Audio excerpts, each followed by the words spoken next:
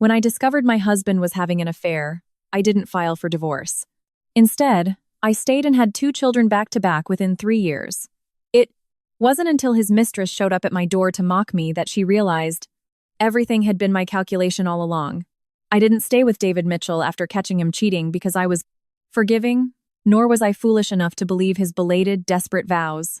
I stayed, gave the Mitchell family a son and a daughter, and calmly played the role of David's wife in name only for 4 long years. Outsiders looking in had their opinions. Some said I was enduring humiliation for the money. Others called me a gold digger. And the cruelest ones whispered that I used my kids to trap a man who had long grown tired of me. I heard it all, but I never explained. A person who is truly living well doesn't. I need to stand in the middle of town square and scream it to the world. That was until the day of my daughter's first birthday party. A woman in a white slip dress walked into the ballroom, her eyes red, her demeanor fragile, acting as if the entire world owed her an apology. Her name was Mia Larson, my husband's longtime mistress. That evening, the Mitchell family had rented out the entire grand ballroom of the Plaza Hotel in Manhattan. Crystal chandeliers blazed from the high ceilings, and the entryway was draped in cascades of white orchids and cream roses. Outside on Fifth Avenue, a line of Blacktown cars and luxury SUVs pulled up to the red carpet. The guests weren't just family, they were business partners, shareholders, banking executives, real estate developers, and media moguls.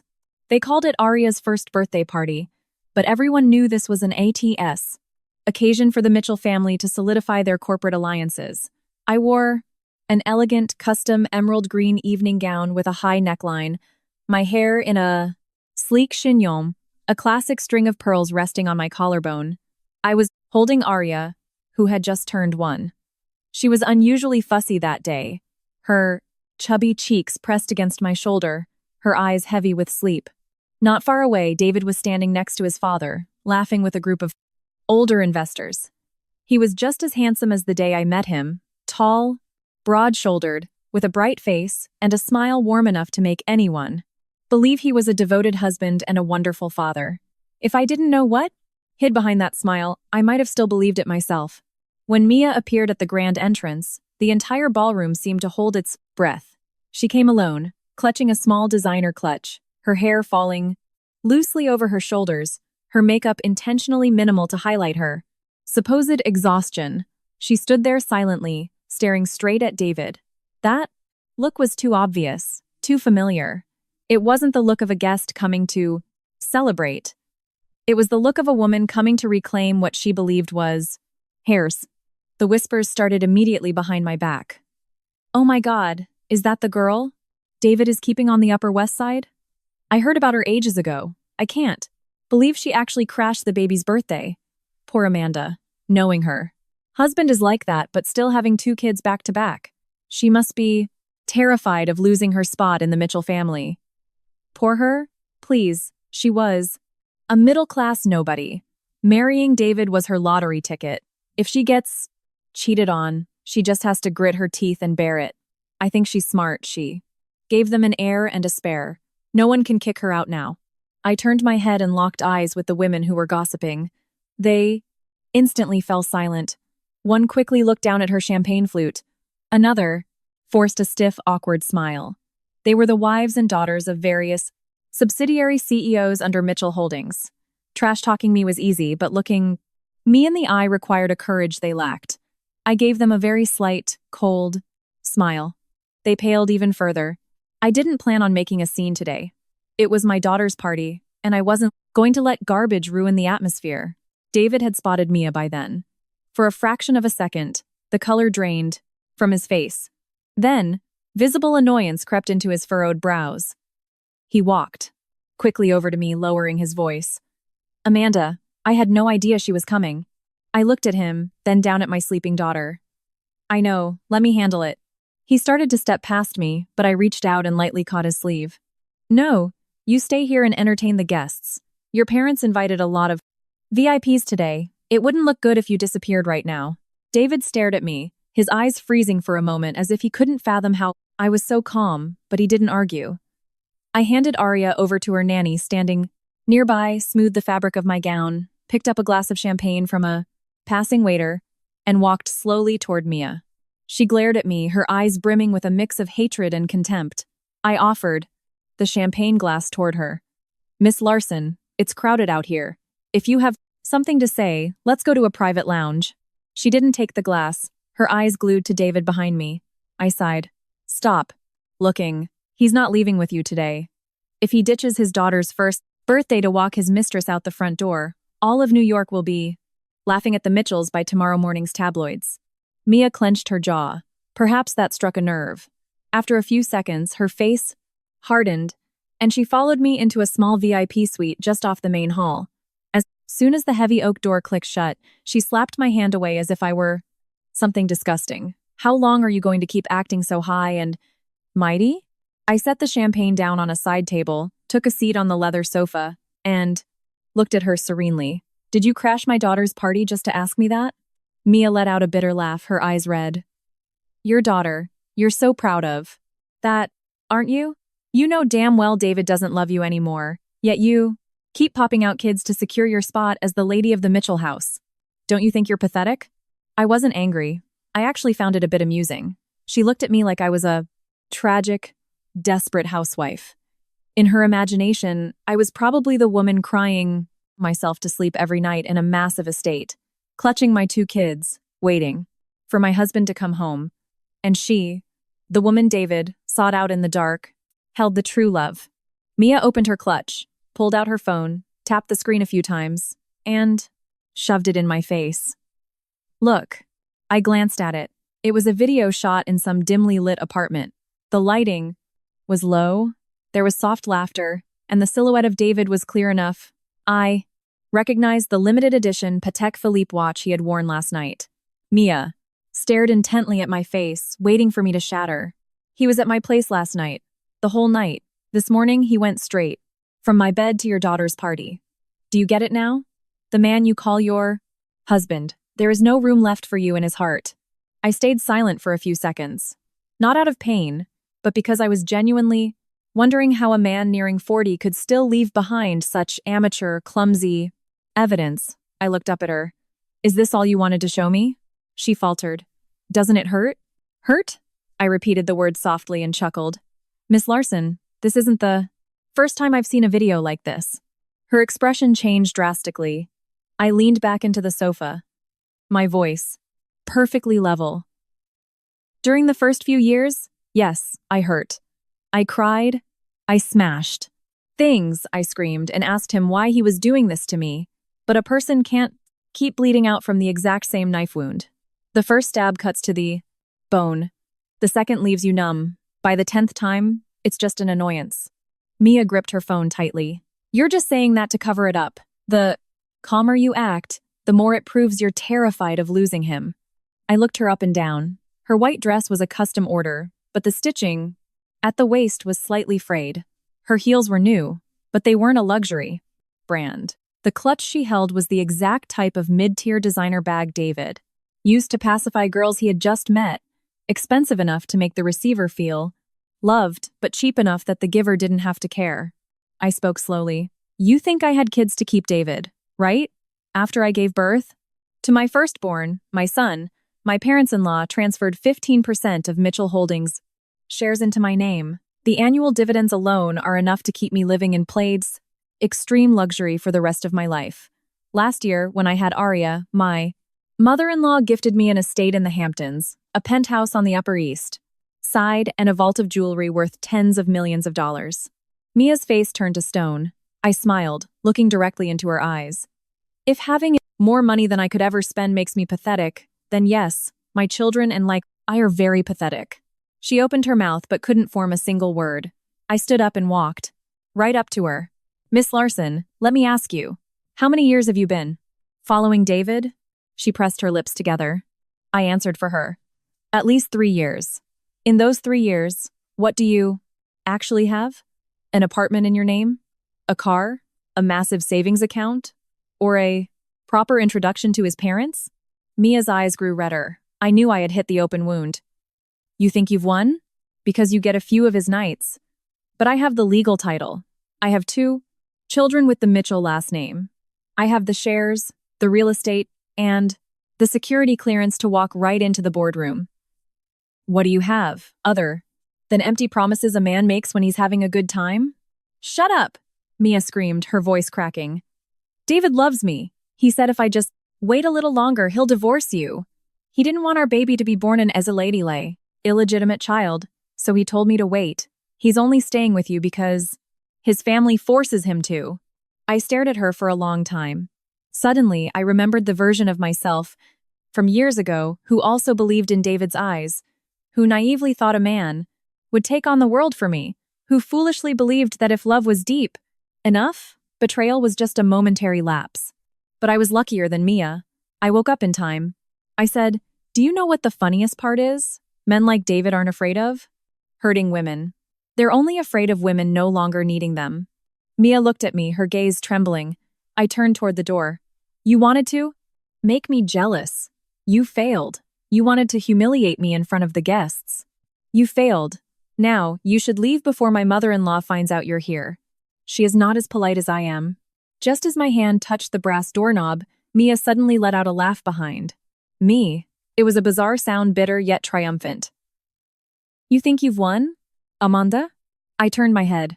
Mia was looking at me, tears still on her lashes, but the corner of her mouth was twisted into a smirk. You just said you don't love David anymore, right? You just need his money, the shares, the status, right? In that fraction of a second, I realized that the suite door behind me had been slightly ajar, and David was standing right outside it. His face was ashen, his eyes staring at me as if he had just heard the most horrifying secret of his life. Mia rushed past me and grabbed his arm, her voice choking with sobs. You heard? Her, David. She doesn't love you. She's just using you to cement her place in the Mitchell family. I looked at David, then at Mia. Strangely, I felt no panic. All I felt was a profound, bone-deep exhaustion. After all these years, the man who had single-handedly murdered my love for him was now looking at me with agonized eyes, silently asking why I didn't love him anymore. David stood frozen in the doorway, his hand still resting on the handle, his eyes slowly turning red. I had seen him angry. I had seen him drunk. I had seen him on his knees, begging for my forgiveness when I caught him cheating. But I had never seen him look at me like this, as if he was the one who had been deceived all these years. Mia clung to his arm, her voice trembling but full of gloating malice. See? This woman doesn't love you. She only loves your bank accounts, your Mitchell name. How much longer are you going to let her stand beside you? David didn't even look at her. He just looked at me. Amanda, is what you just said true? I gave a faint smile. It was a very light laugh, but in that quiet room, it cut like a razor. Which part do you want to be true? The part where I don't love you anymore, or the part where I stayed for the kids, the shares, and the assets? His face went pale. You used to love me. You did. I did, I replied instantly, just 2 words, but they caught in David's throat. He stepped into the room and violently yanked his arm out of Mia's grip. She stumbled and nearly fell, the triumphant look on her face shattering instantly. David, shut up. His voice dropped, so cold that Mia froze. She couldn't believe the cried man who had held her in his apartment last night was using that tone with her in front of me.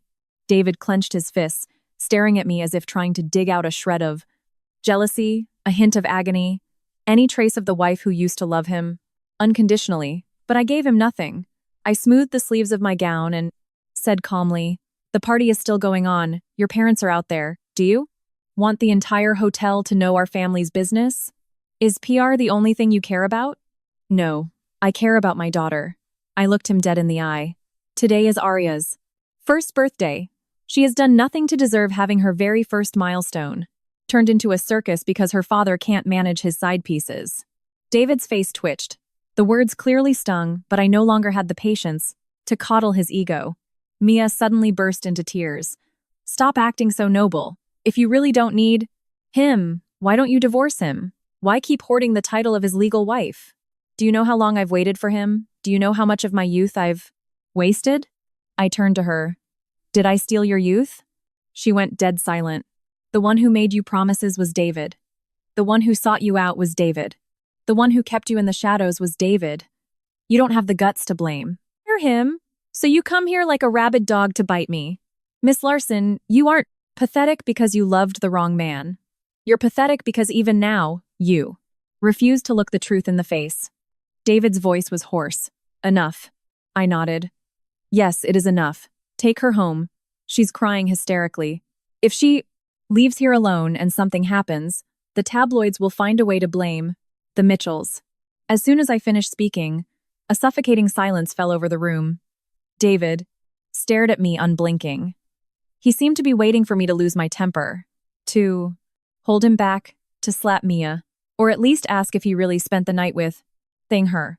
But I was just tired, so incredibly tired of standing between two people, acting out a script I already had memorized. I walked past David, intending to return to the ballroom. Suddenly, he grabbed my wrist. His grip was so tight I winced. Let go. Do you really want me to take her home? Or what? Do you want me to call security to drag her out in front of the Godin? Press? Amanda, have you ever thought that I might hurt too? I looked at his hand crushing my wrist, then up at his face. So when you let me find lipstick and a woman's thong in the passenger seat of your Porsche, did you think about whether I hurt? He stiffened.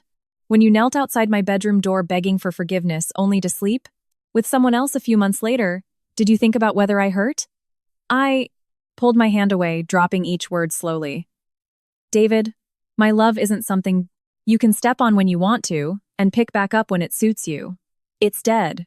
You buried it yourself. Mia stood crying silently to the side.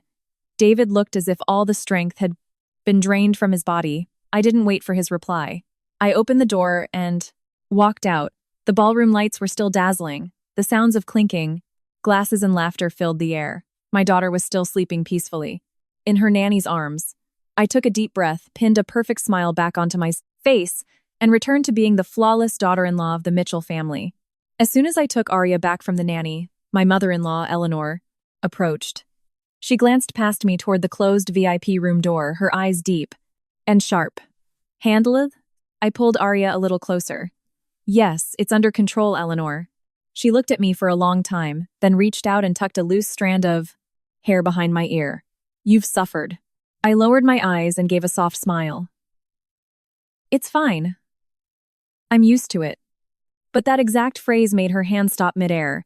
She paused against my temple for a long moment. She didn't say anything else, but looked at me with an NA expression I rarely saw on her face. It wasn't pity, and it certainly wasn't superficial guilt. It was the look of a woman who had walked through her own hurricanes, suddenly recognizing another woman quietly swallowing a storm of her own.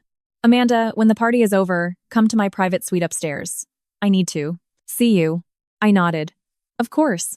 Eleanor turned to greet more guests, her posture impeccable, exuding the icy elegance she was known for. But I knew she had seen everything. Women who have been betrayed possess a strange instinct. Just by looking into each other's eyes, they know exactly how deep the pain goes, and how many stitches it took to sew the wounds shut just to keep standing. I carried Arya around to thank the guests. She woke up, rubbed her eyes, and her tiny hands gripped the collar of my dress. My son, Connor, ran over from the raiding a children's play area. His little tuxedo shirt was untucked, his hair a mess, but his smile was radiant. Mommy, is Arya awake? I want to kiss her. I bent down so he could kiss his sister's cheek. Connor had just turned 3. He had David's eyes, but his smile was like mine from years ago, clear and utterly defenseless. Every time I looked at him, I reminded myself, no matter how rotten this marriage was, I had to maintain a clean sky for my children. But adults always think they hide things better than they actually do. As the party wound down, David returned to the hall. Mia was nowhere to be seen.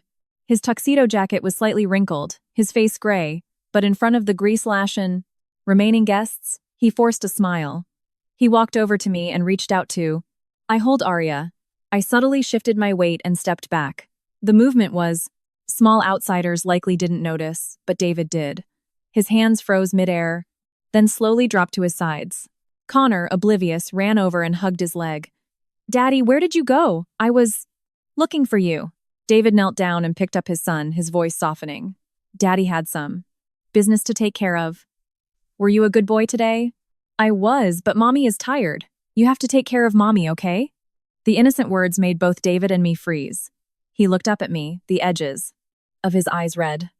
I turned my face away. Sometimes the cleanest words spoken by children act like salt rubbed directly into the wounds of adults. The party ended near 10 p.m. The guests left. The flowers wilted, the champagne ran dry, and the laughter faded into the elevators. I handed the kids to the nanny to take back to the penthouse in our chauffeured car, while I went up to the private hotel suite as Eleanor requested.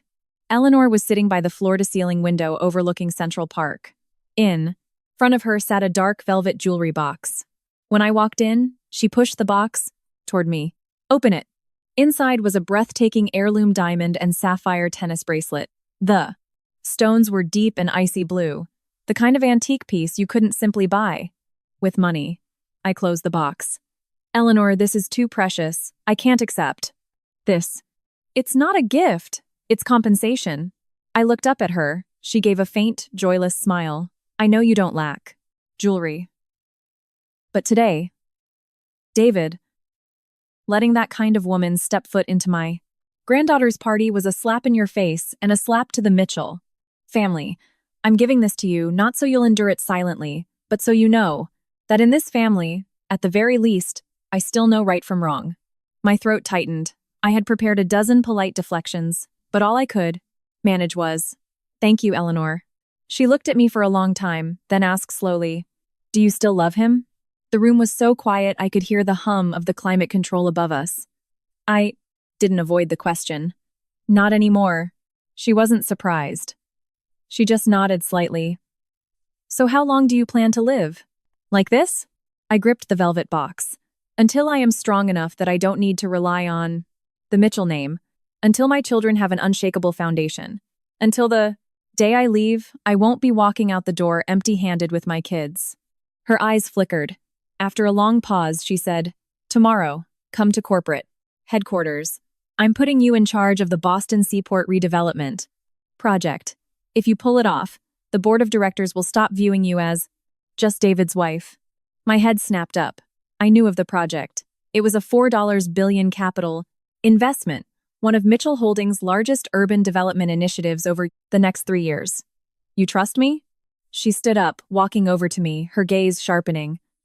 "I do not trust a woman who only knows how to cry. But I trust a woman who has been betrayed yet still stands tall, keeps a clear head, protects her children, and defends her family's public image." Right at that moment, the suite door swung open. David stood there. His breathing was heavy, his eyes darting from the jewelry box in my hands to his. "Mother. Mom, you want to bring Amanda into the company?" Eleanor's voice was ice. "Not want to. It's already decided." David walked in, giving a cynical laugh. "She is my wife, not the heir to the Mitchell Corporation." My mother-in-law looked at him, her words dropping like anvils. "And do you look like an heir to you?" David's face instantly drained of color. Standing between them, I suddenly realized that after tonight, my life would never return to what it was. Eleanor's words left the room in dead silence. David stood rigid, his fists clenched at his sides. From childhood, he was the golden boy, the only son of the Mitchell Empire. He was used to being deferred to, used to sycophants. This was likely the first time his mother had flat out told him he was unworthy of the throne. "What does that mean?" His voice rasped. Eleanor didn't flinch. "It means exactly what it sounds like. Look at yourself. You treat the company like a hobby. Every major project handed to you ends up in the red. Your personal life is a disaster. A mistress actually dared to crash your daughter's birthday and cause a scene. If Amanda hadn't stepped up to manage the optics today, what do you think the Wall Street Journal would be writing about us tomorrow?" David glared at me, his eyes filled with rage and betrayal. "So you're putting her in the company to replace me?" "No one is replacing you. You abandoned your own position." I stood quietly, not interjecting. This battle wasn't mine, but my mother-in-law's words were unlocking a new door for me. A door where, previously, no matter how hard I tried, people only saw me as the lucky, middle-class girl who bagged a billionaire. David laughed, a distorted sound. "Amanda, is this what you think too? You want to step into Mitchell Holdings and steal everything from me?" I looked at him, feeling surprisingly serene. "I don't need to steal everything. I have was willingly given to me by your parents, or earned by me. I am your wife. Yes, but I am not your shadow. David's face darkened. He stepped closer, dropping his voice. You've changed. I smiled faintly. No. You just never bothered to look closely at me before. He choked on his words. Perhaps in his memory, I would forever be the naive college girl who blushed when he gave me my first bouquet of flowers, who trembled holding his hand walking down Broadway, who believed that true love conquered all differences. He didn't know that girl died in a locked bathroom. 4 years ago, on the exact day I found the lipstick and the thong in his car. Eleanor picked up her designer handbag. This is decided. Amanda reports to HQ. Tomorrow. And David, if you feel humiliated, prove you still have value. Don't stand here throwing a tantrum like a toddler whose toy was taken away. With that, she walked out. Only David and I remained. He stared at me for a long time, his gaze unexpectedly softening. Amanda, I know you're furious about Mia showing up. Today, I swear I didn't plan it. I didn't want to put you in that position. I snapped the jewelry box shut and held it to my chest. You didn't want to, but it happened. That's the problem. I'm cutting her off. Hearing that sentence just made me want to laugh. You've said that before. This time is real. I looked up at him. David, do you know what disgusts me the most? It's not the cheating. It's that after every betrayal, you think you can just say, this time is real, and expect me to believe it. He stepped forward to grab my hand. I flinched back. The movement stopped him, dead in his tracks. Are you that afraid of me? I'm not afraid. I just don't want to be touched. His eyes bloodshot. Am I that dirty to you? I said nothing. That silence was the cruelest answer of all. David looked as if he had been struck across the face. He turned away, running a hand through his hair, his breathing jagged. After a moment, he let out a bitter chuckle. Fine. You want to play corporate? Go ahead, let's see how far you get. I nodded. Watch me. The next morning, wearing a tailored cream power suit, I took a private car to Mitchell Holdings' Glass and Steel headquarters in Midtown Manhattan. When I walked into the lobby, eyes locked onto me. Some bowed their heads politely. Others whispered. I knew what they were thinking. To them, I was just Mrs. Mitchell, the chairman's daughter-in-law, a trophy wife brought in because she birthed the heir. I didn't bother explaining. In the corporate world, results speak louder than rumors. My first meeting was at 9 a.m. The Boston Seaport project was stalled. Budget, overruns, pushback from construction unions, and the old management team passing the buck. When I walked into the boardroom, a few senior directors gave me barely concealed looks of disdain. A man in his 50s, Mr. Harmon, gave a patronizing smile. Mrs. Mitchell, since it's your first day, I assume you're unfamiliar with the logistics. Why? Don't we just give you a high-level overview today, and you can slowly learn the ropes? I dropped my thick file onto the mahogany table and stared straight at him. No. Overview needed. I've read the last 3 years of reports, the contract addendums, the city council minutes, and the contingency budgets. The biggest discrepancy is the urban planning consultancy fee, which was inflated by roughly $40 million. I want an explanation right now. The boardroom instantly went dead silent. Mr. Harmon's smile froze. From that second on, they knew I wasn't there to be a pretty centerpiece. Mr. Harmon was the director of project management, a man who had followed my father-in-law for 20 years. He was used to throwing his weight around, especially assuming I was a pampered housewife. But when I dropped the $40 million figure, his arrogance vanished. Mrs. Mitchell, project finances can't be casually thrown around like that. Those funds were approved following standard protocol. I opened my folder, sliding 3 contract copies across the table. Standard protocol on paper. But from the same consulting firm, for the exact same scope of work. The quote sent to Mitchell Holdings is 37% higher than the quote they sent to our southern partner firm. I had an investigator look into that consulting firm last night. It's registered under your brother-in-law's LLC. Mr. Harmon, do you want to continue this conversation here, or should we invite legal and compliance? The air was sucked out of the room. Executives suddenly found their water glasses very interesting. Harmon flushed red, his hand trembling slightly on the Prussian table. Are you accusing me of embezzlement, Mrs. Mitchell? I looked at him, my voice flat. I'm not accusing. I'm giving you a chance to explain before this gets handed over to federal authorities. He slammed his hand on the table. You walk in on day one and try to execute the bling. Veterans? You think just because you're the chairman's daughter-in-law, you can do whatever you want? I didn't raise my voice. You're wrong. If I were relying on my title, I wouldn't have stayed up until 3 a.m. reading every line of these contracts. I am here to salvage a project you are dragging into the mud. Suddenly, the boardroom doors opened. David stood there. He was still wearing the same dark suit from last night, dark circles under his eyes from lack of sleep. He looked around the room, his eyes finally landing on me.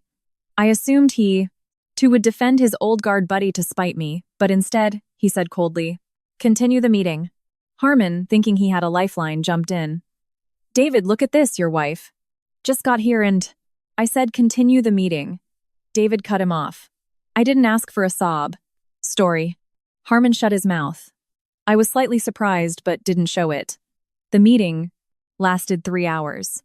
I suspended 3 irregular payments, established an independent auditing team, and revised the eminent domain compensation packages to stop the local union protests. The proposals weren't magical, but they were pragmatic, sharp, and enough to make the men who had underestimated me sit up straight. After the meeting, David followed me out into the corridor. "When did you prep light? All that?" "Since your mother gave me the project, one night, I didn't sleep." He went quiet. His voice softened. "Years ago, I asked you to join the company, and you refused.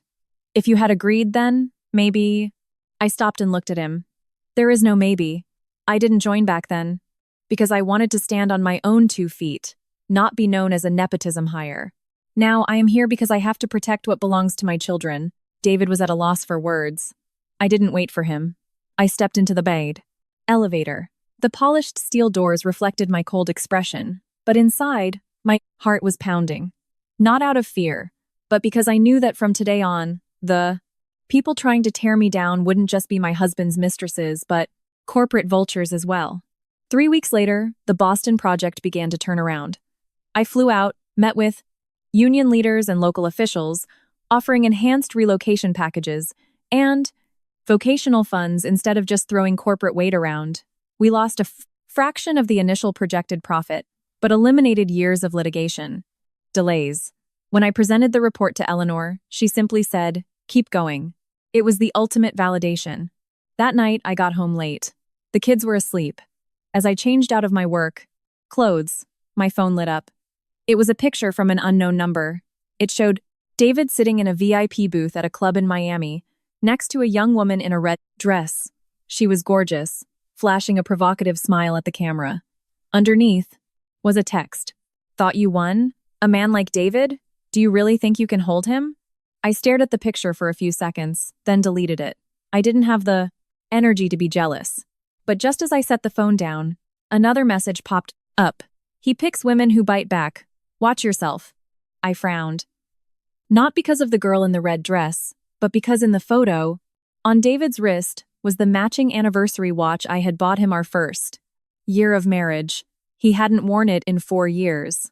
Yet today, he wore it while sitting next to another woman. I suddenly understood. David wasn't just cheating. He was deliberately prodding my memories. He was trying to force me to hurt, to force me to be jealous, to force me to prove I still cared. I turned off my phone and walked into Connor's room. He was sleeping soundly, his little hand gripping his blanket. I sat beside him, my heart turning to ice. If David wanted to play cheap psychological games to test me, I didn't care. But the moment his filthy games touched my children, my patience would end. After the Miami photo incident, David started coming home more frequently, but his presence didn't warm the penthouse. It made the atmosphere heavy, like a 2-layer of frost settling over the rooms. He didn't mention Mia, nor the girl in Prostit. Red. He just quietly appeared at dinner, sat across from me, cut Connor's food, held Arya, and occasionally stared at me with an unsettling intensity. One evening, Connor was building a superhero Lego set on the rug. David sat next to him and suddenly asked, "Does your school have any events coming up this weekend, buddy?" Connor looked up, eyes shining. "Family sports day. My teacher said Mommy and Daddy have to come." David looked at me. "Why didn't you tell me?" I was wiping Arya's mouth, replying calmly. I synced it to the shared family calendar. Whether you read it or not is your problem.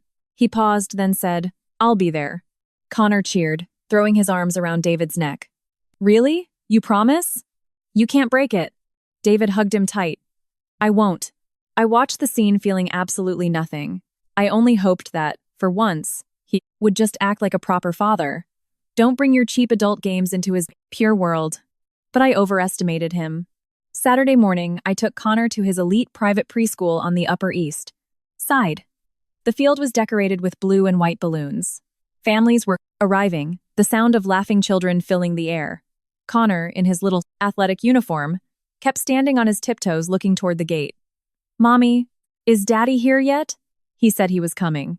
Just as I was about to reassure him, a silver Aston Martin pulled up to the curb.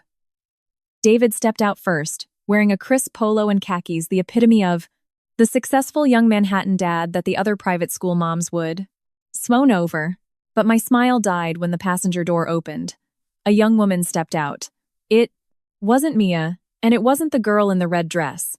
She was wearing a pleated tennis skirt, her hair in a high ponytail, her makeup fresh and youthful, holding a small gift bag. She walked right beside David, displaying an intimacy that told everyone their relationship was anything but platonic. Connor ran up to David. Daddy. David scooped him up, smiling naturally. I'm here, buddy. The young woman tilted her head, giving my son a sickly sweet smile. Hi there. You must be Connor. You're even cuter than your pictures. I marched over, my voice dropping to sub-zero. Who are you? She didn't look flustered at all. I'm Chloe. You can just call me Chloe. I came with David today to cheer on little Connor. I looked at David. This is a family school event. Why the hell did you bring her here? David shrugged, feigning nonchalance, but his eyes were meticulously tracking my reaction. She's young, she heard it would be fun, so she tagged along. She's just going to watch from the sidelines. You don't need to be so tense. I felt my throat constrict with sheer rage, but I kept my voice low. David, whatever disgusting circus you run in the streets is your business. But this is my son's school. Do you understand the concept of boundaries? Chloe let out a soft giggle. Amanda, please don't misunderstand. I just adore David. Besides, kids these days are smart. They don't overthink things like adults do. I snapped my gaze to her. Because kids are smart, adults need to know how to feel shame. Chloe's smile hardened. David frowned. Amanda, you're out of line. Out of line? I glared at him, every word dripping with venom. You're the one. Out of line. If you want me to be jealous, keep sending your photos and staging your little plays in front of me. But bringing your mistress to my son's face? Are you not absolutely disgusted with yourself? A few nearby parents were starting to stare. David's face changed and he hissed. Don't make a scene here. I gave a harsh laugh. You're afraid of making a scene? In David's arms, Connor went entirely still. He looked at me, then at his father. His eyes were wide with confusion and fear. Just that single look was enough to snap me out of it. I could not let my son be the center of this humiliation. I stepped forward and practically ripped Connor out of David's arms. Connor, let's go to the field and find your teacher. Connor wrapped his arms tightly around my neck and whispered, Mommy, is that Lady Daddy's friend? I stroked his hair. Yes, someone Daddy knows. Is she gonna play with us? I hugged him tighter. No, today, only Mommy and Daddy are playing with Connor. Throughout the sports day, David stayed. He tried to act normal, doing the tug-of-war, the relay races, posing for photos. Connor was happy at first, but as the hours ticked by, his smiles faded. Every time Chloe waved at David from behind the fence, Connor would look at me, wanting to ask a question he was too afraid to voice. That afternoon on the ride home, Connor fell asleep in the car. I thought the nightmare was paused, but at midnight, the nanny knocked frantically on my bedroom door. Amanda, Connor is burning up with a fever. I sprinted to his room. Connor was curled into a ball on his bed, his face flushed, mumbling deliriously in his sleep. I don't want Mommy to go. I don't want a new mommy. My heart dropped straight into my stomach. I pulled him into my arms, my hands shaking. Connor, Mommy is right here. I'm not going anywhere. He burst into tears through the fever haze, his little fingers clutching my shirt in a death grip. Chloe said, "She said she's gonna be my new mommy. She said Daddy doesn't love you anymore, and you're gonna get chased away. Mommy, please don't go." Every single word stabbed directly into my chest. All my endurance, all my compromises, all the cold calculations I had built up crumbled to dust amidst my son's terrified sobs. I could let David disgust me, but I would never allow him, and his revolving door of horrors to traumatize my child. I held Connor until the medication kicked in and he fell back asleep. Then, I walked out to the balcony and called my personal attorney. My voice was frighteningly calm. "Draft the divorce papers. I'm done negotiating." The lawyer was silent for a few seconds. Perhaps the dead calm in my voice at 2 a.m. was unnerving. "Amanda, are you sure? If we formally file, the Mitchell family's legal team will retaliate with everything they have." I looked out through the glass. Below, the garden lights cast sickly yellow shadows on the wet pavement. Inside this massive penthouse, I had cried myself dry. I had cradled my pregnant belly trying to convince myself to survive. I had learned to swallow glass just so my children would have a secure future. But the moment, Connor cried out in feverish terror of losing me. I knew every boundary had been incinerated. "I'm sure. Prepare the divorce filing, full primary custody of both children, the division of assets according to the postnup, and compile all the evidence of David's infidelity over the last 4 years. I want it airtight, lethal, and completely bulletproof." "Understood. I'll send you the drafts by morning." I hung up. I stood on the balcony for a long time. The night wind chilled my spine, but my heart was colder. I was no longer the trembling, furious woman from 4 years ago. My anger now was a blade that had been sharpened over years, not flashy, but lethal enough to sever everything. 3 days later, David came home. He walked into the living room around 9 p.m., reeking of an unfamiliar perfume. He probably expected me to yell at him about Chloe, or at least ask why he hadn't checked on his sick son. Instead, I was sitting on the sofa, a thick black dossier resting on the coffee table. David took off his watch, set it down, and gave a tired smirk. "You called me?" "Back so urgently. What's going on?" I slid the dossier across the glass. "Sign it." He opened it. The second he saw the bold heading, the blood drained from his face. "Petition for dissolution of marriage." He snapped his head up, staring at me in disbelief. "Amanda, is this a joke?" "I don't joke about this." He grabbed the stack of papers, flipping through them erratically. His face turned gray as he read. I was demanding full primary physical custody. He would get supervised visitation on a strict schedule with an ironclad clause forbidding him from introducing any non-relative romantic partners to the age. Children without my explicit written consent. My corporate shares remained mine. The children's trust funds were locked down exactly as stipulated in the post-nuptial agreement. "You've really thought this through," he rasped. "I've had this prepared for 4 years. I just didn't use it until now." David stared at me, his eyes turning bloodshot. "Because Chloe said a few words." "To Connor, you want a divorce?" I laughed, but my chest physically ached. "A few words. Your son ran a 104-degree fever all night, crying hysterically because he thought his stepmother was going to replace me. And to you, that's just a few words?" He froze. "I didn't know she said that to him." "You didn't know because you never paused to think if the women you parade around are going to hurt anyone. All you cared about was your ego. You wanted to test if I still got jealous." "David, you failed as a decent husband, but you've hit rock bottom as a father." He threw the dossier onto the table, papers scattering. "I told you. I just wanted to know if you still cared. I never meant to hurt Connor. What you meant doesn't matter. The damage is done." He lunged forward and grabbed my shoulders. I instantly violently shoved him off and took a step back. My intense physical revulsion rooted him to the spot. "Am I really that repulsive to you?" "Yes." That single word turned his face white. "I used to love you," I said quietly. "I trusted you. I viewed you as my home. But you turned this home into a battlefield where I had to calculate my every move just so I wouldn't be eaten alive. And now you've traumatized my son during his formative years. I will never forgive you." David looked down, leaning his hands against the table, his shoulders shaking slightly. "Amanda, don't divorce me. I'll end it with everyone. Chloe, Mia, anyone else. I'll dump them all. I'll come home. We can start over. You don't even have to love me, just stay. Can we just go back to how it was? I looked at the man in front of me. If I were 24 again, hearing him beg might have softened my heart. But the woman I am now only felt exhausted. No. He looked up. Why? Because I refuse to let my children grow up in a house where their mother has to grit her teeth to endure their father. David suddenly grabbed the legal documents and ripped them in half. The sound of tearing paper was deafening in the quiet living room. He threw the shreds at my feet, his eyes wild. You want a divorce? Keep dreaming. I won't sign. You will. Be my wife for the rest of your life. I looked at the torn paper on the floor, completely unfazed.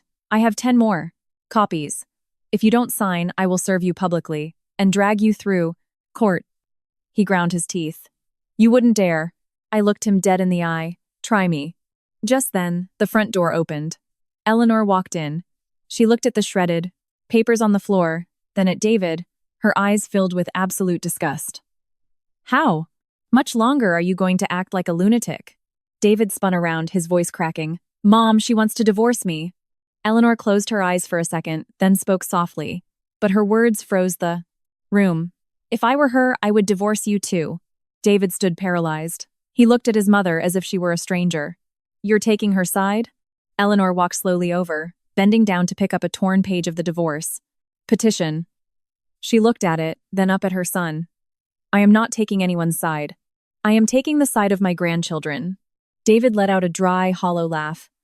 I am your son. Don't you remember that I am? Connor and Arya's father? He choked on the words. The room was so quiet I could hear the ticking of the Splank grandfather clock, each tick hammering against the fake shell David had worn for so long. Eleanor's voice grew glacial. When you got down on one knee years ago and begged your father and me to let you marry Amanda, you swore she was the only woman you would ever need. And now? You let your side piece crash your daughter's first birthday. You brought a mistress to your son's preschool. You allowed a stranger to tell my grandson his mother was being replaced. David, how exactly do you expect me to defend you? David's fists were clenched so tight his knuckles were white. I didn't know. Chloe would say that. If I knew, I wouldn't have let her near him. I looked at him, my voice flat. But you are the one who brought her there. He turned to me, his eyes filled with desperate agony. Amanda, I was wrong. I was so fucking wrong. If you want me to apologize to Connor, I will. If you want me to cut everyone off, I'll do it right now. But please don't divorce me. I can't lose you. I stood perfectly still, not out of sympathy, but because of the tragic irony of it all. Years ago, I was in such agony I couldn't breathe, and he kept betraying me. Now that I felt nothing, he claimed he couldn't lose me. David, you aren't afraid of losing me. You're just terrified that one day, I will actually stop looking at you. His face lost all color. Eleanor sighed heavily. Let her go, David. If you have a shred of responsibility left as a father, let Amanda and the kids have some peace. No. He took a step back, a maniacal stubbornness taking over. I won't divorce. Her, assets, shares, custody we can negotiate. But I will not sign. She is my wife. I forbid her from leaving me. I bent down and started picking up the torn pieces of paper one by one. My movements were slow, but my mind was completely at peace. What, you forbid? Doesn't matter anymore. This marriage rotted away years ago. I stayed for the kids, and I am leaving for the kids. David suddenly lunged forward, trying to grab the papers out of my hands. Enough, Eleanor roared. Her shout made him freeze. From the top of the sweeping staircase, Connor had woken up. He was clutching his teddy bear, his face still pale from the fever, looking down at us with terrified eyes. Mommy? Are you and Daddy fighting? My heart felt like it was in a vice. I dropped the papers and ran up the stairs, pulling him into my arms. It's okay, baby. Mommy's here. Let's go back to bed. Connor wrapped his arms around my neck, staring over my shoulder at David. Daddy, please don't chase Mommy away. I don't want Mommy to leave. David stood at the bottom of the stairs, looking as if he'd been physically struck. His mouth opened, but no sound came out. Perhaps, in that exact moment, he finally realized that the deepest wounds inflicted on a child don't require a single drop of blood. It's in the trembling questions, the terrified eyes, the fear of abandonment planted by the careless adults supposed to protect them. I carried Connor back to his room. He held onto my hand tightly, refusing to let go even after he fell back asleep. I sat by his bed until dawn, looking at his pale face under the nightlight. I had only one absolute resolve left in my mind. I was getting my kids out of this toxic marriage, no matter the cost. The next morning, the moment I walked into my office at Mitchell Holdings, my executive assistant rushed in, looking panicked. "Amanda, we have a massive problem. Mia Larson is in the lobby." I put my pen down. "What does she want now?" My assistant swallowed hard. "She's claiming she's pregnant with David's baby. And she brought the press." I stood up immediately. Through the glass walls of my office, I looked down into the soaring atrium of the corporate headquarters. It was absolute chaos. Camera, crews, paparazzi, and iPhones were everywhere, a swarming mass of vultures. And standing right in the middle was Mia. She was clutching her stomach, her face pale, her eyes burning with a deranged, desperate frenzy. She looked up toward the executive floors and screamed at the top of her lungs. "Amanda Mitchell, was stealing my husband not enough? Are you trying to kill my baby too?" Her scream echoed through the marble lobby, and the press went feral. Dozens of lenses aimed up at the glass balcony where I stood. Camera flashes erupted like strobe lights. The shouting, the security guards shoving, the panicked employees, it was a suffocating nightmare. I looked down at the woman clutching her stomach. In just a few months, Mia had withered. Her cheekbones were sunken, her eyes hollow. She wore a baggy beige maternity dress, but the way her hands rested on her lower abdomen was designed to highlight exactly what she wanted the world to see. My assistant was trembling. "Security wants to drag her out, but with this many reporters, if they use force, it'll be a PR slaughterhouse." I looked down, my voice turning to ice. "No one touches her. Get legal down. There, deploy the internal comms team. Lock down the executive elevators. And call David. Tell him to get down here and collect his own trash. Right away." I picked up my cell and called Eleanor. She understood the situation in seconds. "Don't go down there alone, but you must go down. If you hide, they'll write that you're guilty." "I know. Remember one thing," she said. "Do not argue with a desperate woman in front of cameras. Just state the facts." "Understood." I took the private executive elevator down to the lobby. During the short ride, I looked at my reflection in the brushed steel doors. My face was composed, but my palms were sweating. I wasn't afraid of Mia. I was terrified of this media. Hurricanes swallowing my children. I was terrified of the day Connor would grow up, Google his parents' names, and see the filthy headlines the world had written about us. The elevator doors chimed open. The mob surged toward me. "Mrs. Mitchell, did you force Mia to get an abortion? Did you know your husband had a child out of wedlock? Is the Mitchell family using hush money to silence David's mistress?" I didn't answer immediately. I walked until I was about 10 feet away from Mia and stopped. Security formed a barricade around me, but I signaled for them to step back. Mia glared at me, her lips trembling but her eyes full of venom. "You finally had the guts to come down." I looked at her stomach. "Miss Larson, if you are genuinely pregnant, the place you need to be is a hospital, not a corporate lobby." She let out a harsh laugh, tears spilling over. "You're terrified, aren't you? You're terrified this baby will be born and demand a cut of your children's comms. You are tam the pred at's late. Inheritance. You're terrified my baby will threaten your status. That's why you forced him to abandon me, isn't it?" I spoke calmly, projecting my voice. "I have never contacted you privately, nor have I ever demanded you do anything regarding your pregnancy. If you have proof of me coercing you, you are welcome to submit it to the NYPD or the courts," the reporters murmured. Mia bit her lip, turning paler. "Stop faking it. David told me. He said only your kids are acknowledged by the Mitchells. He said if I had this baby, it would just be a stain on the family. You forced him to do this." My heart sank, not out of jealousy, but because I saw a woman who had reached the absolute end of her delusions. She didn't dare hate the man who had abandoned her, so she gathered all her agony and weaponized it against me. I looked directly into the nearest camera lens, speaking with crisp authority. "I am David Mitchell's legal wife. We are currently in the process of finalizing our divorce due to the irreparable harm he has caused our family.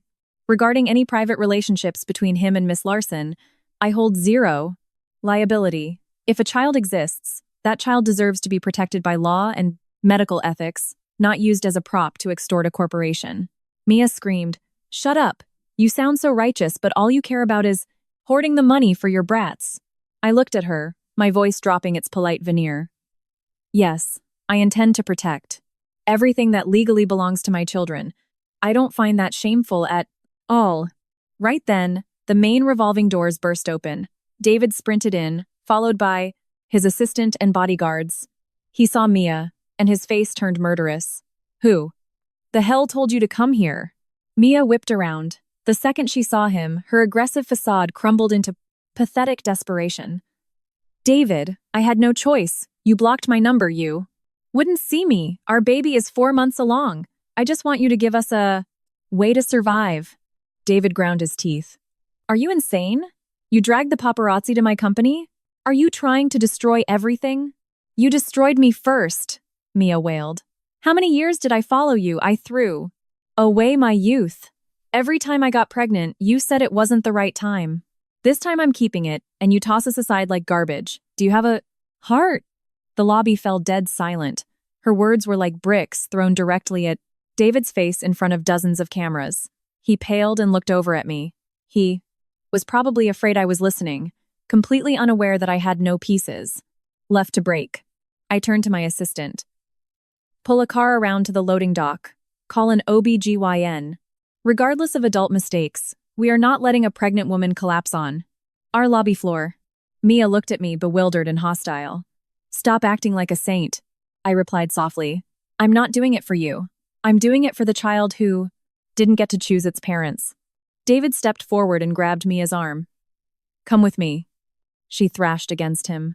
"Where are you taking me? Back to the clinic? To kill my baby again? Let me go." David didn't answer, but his silence caused the cameras to push in closer. I looked at Mia's bloodless face, then at David's hand gripping her wrist so tight, it was turning red. A heavy sense of dread washed over me. "David, let go of her," I said coldly. "In front of all these people, do you want to make things worse?" He looked back at me, his eyes wild. "Amanda, I'll handle this. Stay out of it." I stared him down. "The reason we have this circus in our lobby is precisely because you think you have the right to handle women like they're objects." Mia suddenly broke down into agonizing sobs. She collapsed onto the cold marble floor, hugging her stomach, crying and shaking her head. "Nobody cares about my baby. Nobody wants us." Her cries echoed against the polished walls, so full of pain that even the paparazzi lowered their cameras. I knew that from this moment on, the scandal was no longer just a billionaire's affair. It was a public hemorrhage of the Trecton Mitchell empire, and I knew that after today, David had no way back. By that afternoon, the video of Mia crying on the floor of Mitchell Holdings was viral across every major network and social platform. Within hours, David's name, my name, and the Mitchell brand were dragged through the mud. Op-eds called me a cold-blooded corporate wife clinging to assets, while others dissected David as the poster child for toxic, untouchable billionaires. Mitchell Holdings stock plummeted before the closing bell. The PR team worked flawlessly, but it wasn't enough. Richard Mitchell, my father-in-law, who had been vacationing in Palm Beach, heard the news and flew back to New York immediately. But the moment his car reached the driveway, he suffered a massive heart attack and was rushed to Mount Sinai Hospital. Eleanor called me. For the first time, her voice sounded defeated. "Amanda, come to the hospital. Richard wants to see you." When I arrived, David was pacing outside the ICU. His shirt was a mess, his hair disheveled, his eyes bloodshot. Seeing me, he stepped forward to speak, but I walked right past him. There are times when silence is a heavier verdict than any accusation. My father-in-law was stabilized but looked ashen. He was lying in the hospital bed, an IV in his arm. When he saw me, he gestured for everyone else to leave the room. Eleanor gave me a look and pulled David out into the hall. The door clicked shut. The only sound was the rhythmic beeping of the heart. Monitor. "Amanda." His voice was drastically weaker than the imposing chairman I knew. "Yes, Richard." He looked at me for a long time. You did well on the Boston project, the crisis. Today, if you hadn't retained the legal and PR teams on standby, the company would be in freefall. I didn't respond. Praise didn't make me happy right now. It just made me tired. He sighed heavily. I'm sorry. I looked up. You have nothing to apologize to me for. I do. I knew David was reckless a long time ago. I was like him once, so I thought men eventually outgrow it and come back to the fold. I thought as long as you had the title, the kids, and the money, everything would hold together. But I forgot that a woman isn't a storage unit for a man to park his. Exhaustion. My throat tightened. This was the first time my father-in-law had spoken to me. Like a father, not a CEO. He spoke slowly. If you want a divorce, I won't stop you anymore. But please, while the paperwork is processing, help Eleanor hold the company together. Don't let thousands of employees go down with David's sins. I looked at the man. He used to silence boardrooms with a single glance, and now he was lying in a hospital bed, begging his daughter-in-law to save his legacy. Because his own son lacked the spine. I will do what needs to be done, but I am not staying for David. He closed his eyes and nodded. I know. When I walked out, David was smoking a cigarette at the end of the hall. It was a non-smoking wing, but he clearly lacked the mental capacity to care about rules. I walked over, snatched the cigarette from his fingers, and threw it into a trash can. If you want to destroy yourself, go out into the street. Don't do it outside your father's ICU room. He looked at me, his voice gravelly. Do you hate me that much? Yes. That single word made him smile, a faint, ugly smile that looked more like weeping. Mia is admitted to a private clinic. The doctors said she's highly unstable. The pregnancy is at risk. I didn't know it would turn out like this. I never know. I looked at him, feeling freezing cold. Didn't know Mia would crash the party. Didn't know Chloe would traumatize Connor. Didn't know the press would explode. Didn't know your father would have a heart attack. David, stupidity does not make you innocent. He trembled, covering his face with his hands. After a long pause, he said, Amanda, I'll take care of Mia. I promise this will all end. I looked at him, and a chill ran down my spine. The way he said take care of didn't sound like a man taking responsibility. It sounded like a man cleaning up a mess. What are you going to do? He avoided my eyes. It's my business. I stepped closer, my words heavy. David, the child inside her is innocent. If you back a desperate woman into a corner, you are going to dig your own grave. He looked at me, his eyes cloudy. What about me? Who pities me? You pity her? The unborn baby, our kids, the company, my parents.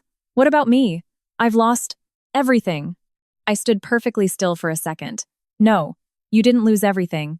You threw it all away yourself. I turned and left the hospital. That night, it poured in New York. Through the windshield, the city lights, blurred like unhealed wounds. I didn't know what David was going to do with Mia, but the dread in my chest grew heavier. Some people, when backed into a corner, know when to stop. But others, terrified of losing what little they have left, end up crushing everything in their grip. For 3 days after the media storm, I barely left the office. The 18th floor. Boardroom was lit until midnight. Legal sent out cease and desists. PR scrubbed. The internet of doctored videos. I wasn't defending David, and I certainly wasn't whitewashing his crimes. I was preventing Mitchell Holdings from collapsing under a personal scandal. Because behind that logo were thousands of employees and families surviving on those paychecks. On the 4th night, my assistant placed a thin file on my desk. Amanda, the private clinic in Soho, confirmed David brought Mia Larson there yesterday. I looked up. How is she? My assistant's face was grim. She lost the baby. Word is, the procedure had severe complications. She hemorrhaged, and they had to perform emergency surgery. My finger froze on the page. Even though I had anticipated David would do something ruthless, hearing it confirmed made my heart drop like a stone. Is she still at the clinic? Yes, but David has private security guarding the floor. No one goes in or out. I closed my eyes. The image of Mia in the lobby flashed in my mind, hateful, desperate, her hands cradling her stomach like it was her final lifeline. She was wrong. She was wrong to intrude on another woman's marriage, wrong to use an Unborn child for extortion, wrong to project her hatred onto me. But no matter how wrong she was, she didn't deserve to be treated like hazardous waste, needing disposal. I went to the clinic that night. The maternity ward hallway was terrifyingly branzit, quiet. The two bodyguards at her door looked flustered when they saw me. Mrs. Mitchell, Mr. Mitchell ordered no visitors. I glared at them. Call him. One scrambled to dial his phone. Less than 10 minutes later, David appeared from down the hall. He wore a black dress shirt, his face exhausted, but his eyes were chillingly apathetic. What are you doing here? I'm here to see how brilliantly you handle your messes. He frowned. This is none of your business. Right. Who you sleep with, who you make promises to, who you abandon, none of my business. But when you force a pregnant woman to this breaking point, then use hush money and bodyguards to gag her, it stops being just your personal business. David stepped into my space, lowering his voice. Amanda, she tried to destroy my family. She brought the press to the building and put my father in the ICU. She is not innocent. I never said she was innocent. I stared right back at him. But you are not? The judge, jury, and executioner. He stayed silent. The fluorescent hospital lights made him look drained of blood. After a moment, a raspy laugh escaped his lips. Do you pity her? I pity the child that died, and I am terrified of you. His smile vanished. Terrified of me? Yes, I am terrified of the way you label the consequences of your own actions as messes. I'm terrified of how you believe money can bury anyone. I am. Terrified that you can go home, hold Connor and Arya, and then turn around and force another child to be erased from existence, like it was nothing. David's eyes reddened, but he didn't explode. He looked away, his voice choking. I just wanted to save what I could. No, you just wanted to save your own reflection. Suddenly, the sound of shattering glass erupted from inside the hospital room. A panicked nurse threw the door open. Where's the family? The patient is awake and highly aggressive. I looked inside. Mia was thrashing on the bed, her face as white as the sheets, her hair plastered to her forehead with sweat. A shattered water pitcher lay on the floor. When she saw David, her eyes turned feral and her voice tore out of her raw throat. Where's my baby? David stood frozen. Mia propped herself up on trembling arms. I asked you, where's my baby? No one answered. The silence was the answer. Mia looked at him, then at me. Suddenly, she began to laugh. It was a dry, hollow, skin-crawling sound. The more she laughed, the more the tears poured down. You told me you didn't want our child to be a bastard. I believed you. You told me to wait. I believed you. Turns out, the biggest idiot in the world was me. David walked into the room, keeping his voice low. Mia, calm down. I'll compensate you. I've wired enough money into your account for you to live comfortably for the rest of your life. A pillow flew across the room and hit him square in the chest. Get out! Mia's scream ripped through the clinic. You killed my baby and you. Talk about compensation? David Mitchell, you are a monster. Standing in the doorway, my blood ran cold. In Mia's eyes, there was no longer a woman fighting for love. All I saw was a black abyss where agony and vengeance were devouring the last shreds of her sanity. David walked out and closed the door behind him. He leaned his head against the wall, murmuring tiredly, It'll pass. I looked at him and slowly shook my head. No, it won't. Some things never pass. They just wait for the right day to come back and collect the debt. I left the clinic near midnight. The city was still wet and freezing from the rain. The puddles on the asphalt reflected the streetlights like broken mirrors. I sat in my car, staring at the empty streets, a heavy weight in my chest. I couldn't shake the sound of Mia's hollow laughter. It didn't sound like a woman. Mourning, it sounded like a violin string snapping. The next morning, I instructed my lawyers to expedite the divorce proceedings. I also had them review the post-nuptial agreement I had made David sign 4 years ago. Back then, drowning in guilt, he had agreed to almost everything. In the event of a divorce, I kept my shares. The children's inheritance was locked in a trust. If David underwent any catastrophic life events, his premarital assets would default into a guardianship trust for Connor and Arya. When he signed it, he had smiled helplessly and called me cold. I had just thought that if a man could betray me once, I didn't need his tears, I needed an NENILIC. Ironclad exit strategy for my kids. By noon, Eleanor called me into a private boardroom. She looked visibly older. Despite her flawless makeup and sharp gray suit, the exhaustion around her eyes was profound. Richard is stabilizing, but the doctors said no more stress. I nodded. I'll keep the PR situation under control. She looked at me, her voice dropping. As for the divorce, proceed as you wish. I won't stop you. I stayed quiet for a moment. I only ask for one thing. When I move out with the kids, you and Richard still have full visitation rights. I will not sever their relationship with their grandparents. Her eyes welled up with tears. She turned her face toward the window, trying to keep her composure. I know you are a woman of honor, which is exactly why I know my son never deserved you. I didn't reply. Some compliments, when delivered too late, offer no warmth. They only leave a lingering sting. That afternoon, David came to my office. He didn't barge in like usual. He waited outside until my assistant announced him. That small detail showed how the past few days had broken a piece of his arrogance. I let him in. He placed a document on my desk. Mia has been discharged. I set her up with an apartment in another state and a lump sum. She agreed to leave.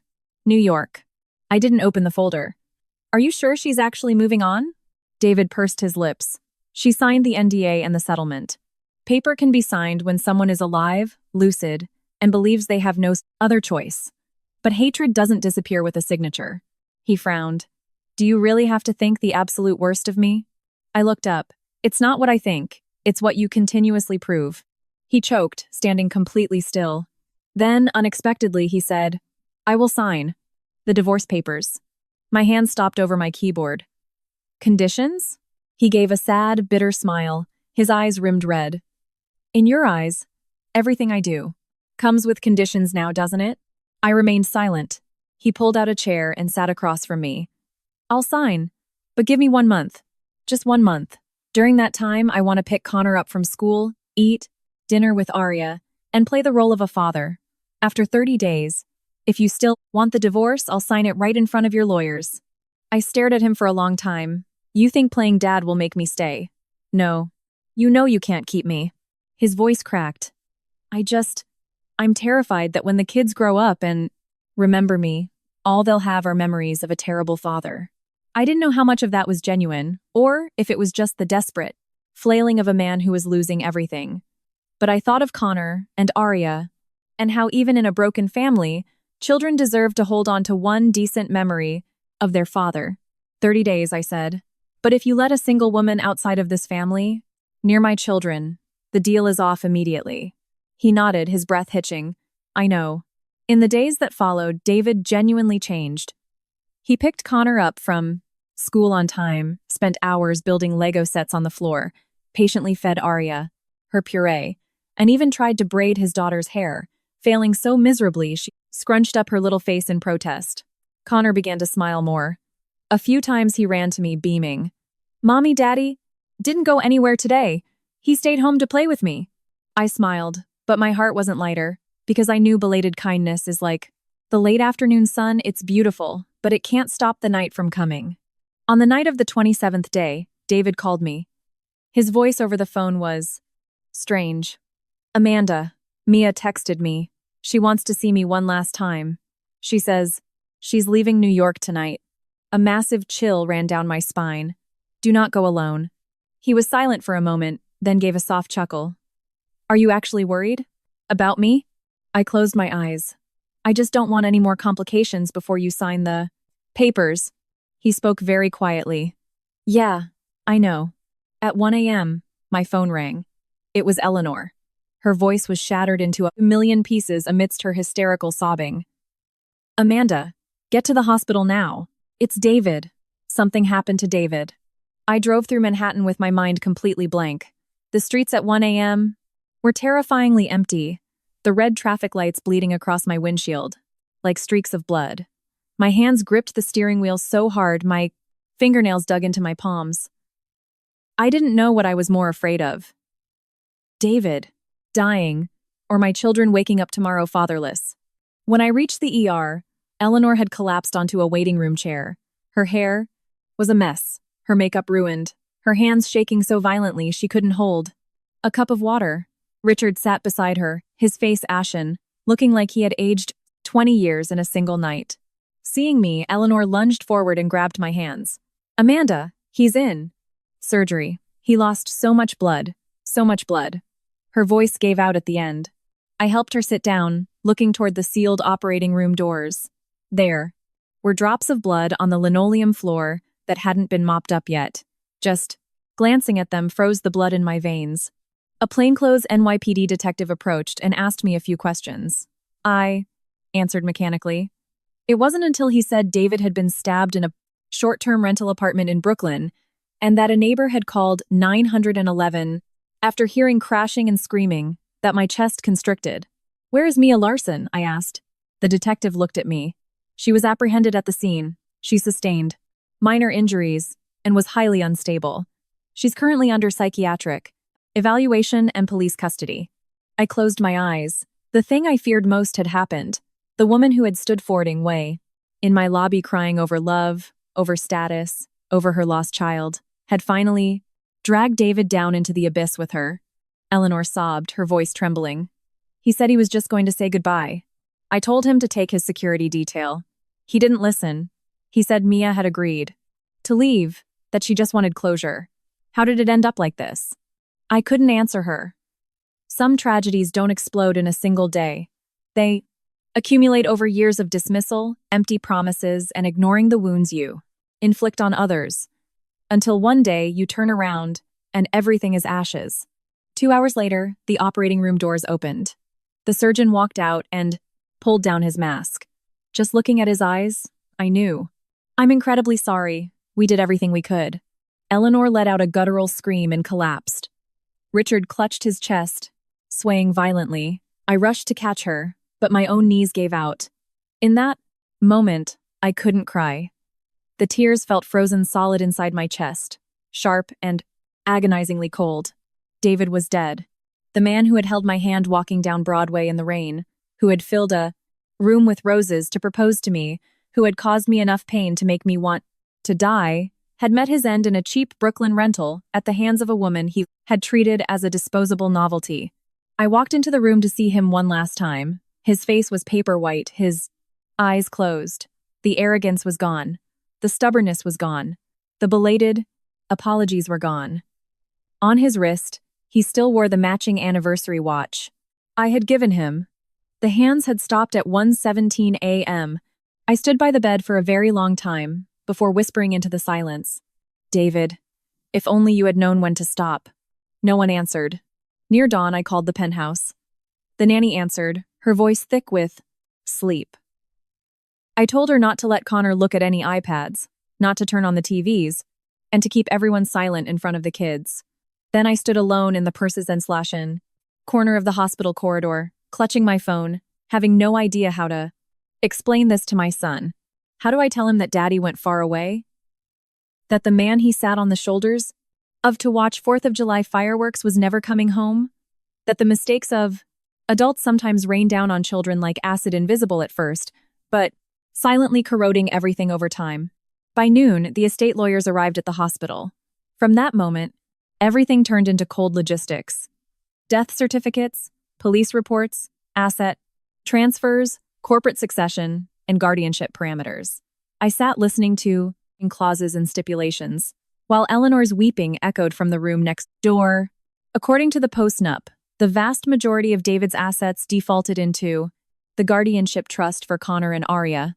Because they were minors, I was the sole executor. Since the divorce hadn't been finalized, I was still legally his widow. I went from a woman planning her escape from the Mitchell family to the woman tasked with organizing her husband's funeral. That night, when I returned to the penthouse, Connor ran up and hugged my legs. Mommy, where's Daddy? He promised he'd take me to play soccer this weekend. I knelt down and pulled him into my arms. The smell of his baby shampoo finally broke the dam, and my tears fell. Daddy had to go somewhere very far away. Connor.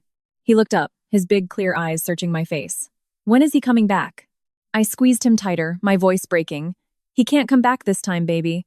Connor stood still for a few seconds, then burst into tears, his wails pierced.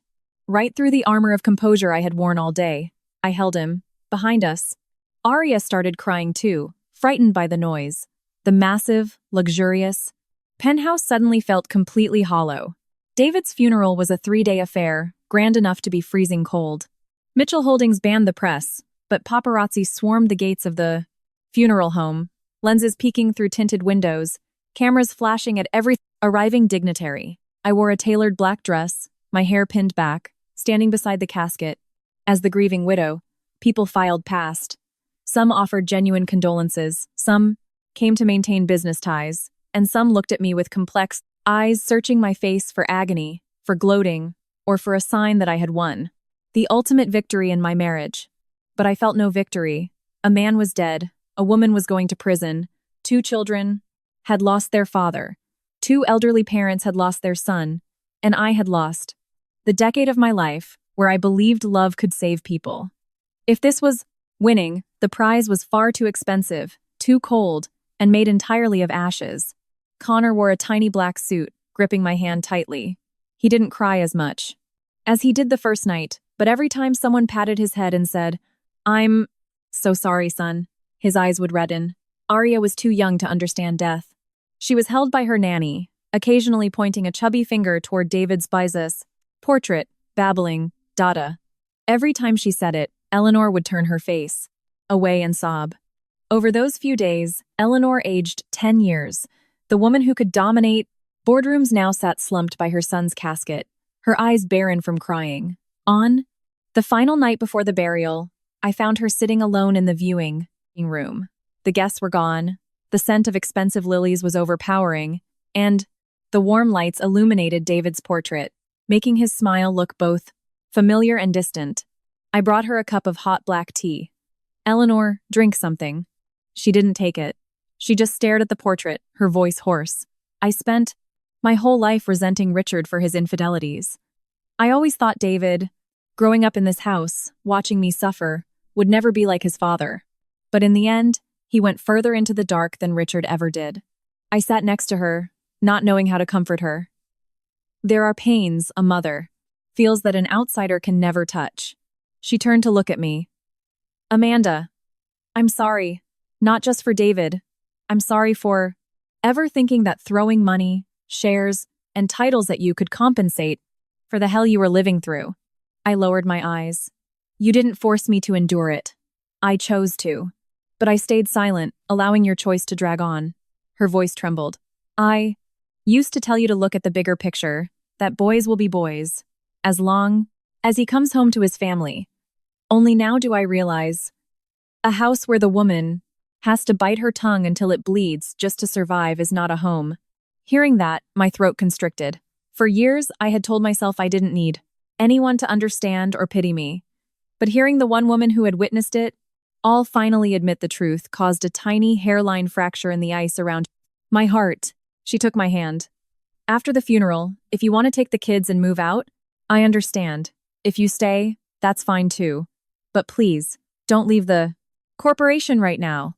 Richard's health is failing, I am getting old, and the children are so young. The Mitchell empire needs someone to hold it for them." I looked at the floral arrangements for a long time before speaking. "I will stay at the company, but not as David's widow." She looked at me. "What do you want?" "I want every title, every degree of authority to bear the name Amanda Mitchell, not Mrs. Mitchell, not the chairman's daughter-in-law, not the grieving widow. I will guard the assets for my children. I will run the company, if I prove capable, but I will stand on my own name."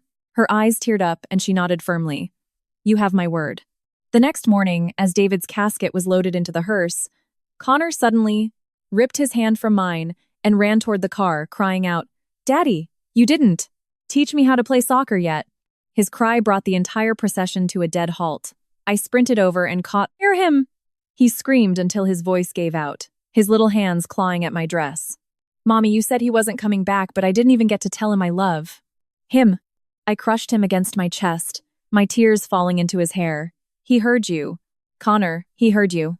The black hearse slowly pulled away from the gates. I stood there, holding Connor with one arm, while the nanny held Arya beside me. The weight on my STBly shoulders was no longer the burden of being a wife. It was the entirety of my children's future. I knew that from this moment on, I was never allowed to fall apart again. A month after the funeral, the Mitchell Holdings Board of Directors held an R18 emergency meeting. Richard formally stepped down as CEO due to his health. Eleanor assumed the role of honorary chairwoman, and I, Amanda Mitchell, was appointed as the interim CEO of Mitchell Holdings, while legally serving as the Blanks and the Perciples, primary executor of the controlling shares belonging to Connor and Arya until they came of age. When I walked into the executive boardroom, the same men who had once looked down on me stared in silence. But this time, no one dared refer to me as a trophy wife. A senior shareholder stood up and nodded respectfully. Miss Mitchell. I pulled out the leather chair at the head of the table, opened my portfolio, and said in a calm, measured voice, "Let's begin." In that moment, I knew the old story was over. But the new life for me and my children was just beginning. 3 months after David's death, I moved Connor and Arya out of the Manhattan penthouse. Not because I hated the Mitchells, and not to sever ties with the past, but because I knew my children needed a quieter place to grow up. We bought a beautiful, sprawling estate in Connecticut. It had a sunroom filled with plants, a massive lawn for Connor to play soccer, and a wide porch where Arya could sit in the morning sun. Moving day, Connor stood in the middle of the yard, holding his soccer ball. He looked up at me. "Mommy, does Daddy know where our new house is?" I knelt down and brushed the dirt off his knees. "He knows. He'll always watch. Over you and your sister. Just in a different way now." He was quiet for a moment, then nodded. "Children don't forget pain as quickly as adults think they do. They just learn to tuck it into a corner and continue growing." I never forced him to be overly strong. When he missed his dad, I let him cry. When he asked about the past, I answered with the gentlest truths possible. I never spoke ill of David in front of them, but I didn't paint him as a flawless saint either. I wanted my son to understand that adults make mistakes and pay the price, but children are never the cause of those mistakes. The work at Mitchell Holdings only grew heavier. The executives who doubted me were silenced when the Boston Seaport project cleared all hurdles, when embezzled funds were recouped, and when outdated contracts were ruthlessly renegotiated. I didn't turn myself into a soulless Iron Maiden. I still felt exhaustion. There were nights I came home wanting nothing more than to crawl into bed and sleep for a year. But every morning, seeing Connor in his school uniform and hearing Arya babble, "Mommy," I knew giving up wasn't an option. Late one autumn afternoon, I drove the kids to the Hamptons to visit their grandparents. Eleanor was waiting on the porch. She scooped Arya up and kissed her cheeks repeatedly. Richard, leaning heavily on a cane, stood behind her. His hair was completely white, but his eyes were more peaceful than they had been in years. After dinner, Eleanor handed me a sealed envelope. "This is the finalized transfer of the children's trust.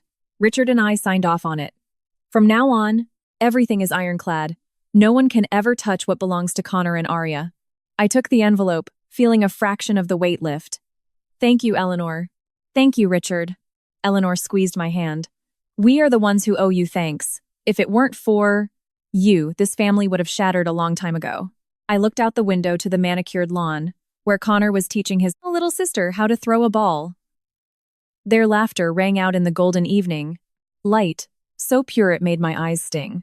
I used to think my life after betrayal would be nothing but cold calculations, corporate shares, legal contracts, and wounds that would never heal.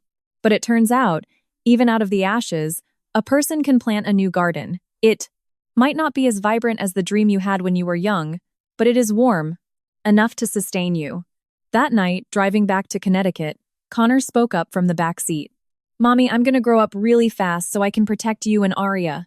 I looked at him in the rearview mirror and smiled. "You don't have to grow up? Too fast, baby. Just grow up happy. Mommy can protect herself." The streetlights blurred past the windows, casting a soft glow over my two children as they drifted to sleep. I turned the radio down to a whisper, feeling a profound, quiet peace I hadn't known in years. I was no longer the middle-class girl trembling with joy over a bouquet of flowers. I was no longer the wife sobbing in a locked bathroom. I was no longer Mrs. Mitchell, surviving on the scraps of a billionaire's affection. I am Amanda Mitchell. I am the mother of Connor and Arya. I am a woman who was betrayed, broken, and pushed to the edge, but in the end, I stood back up on my sleish. Own 2 feet.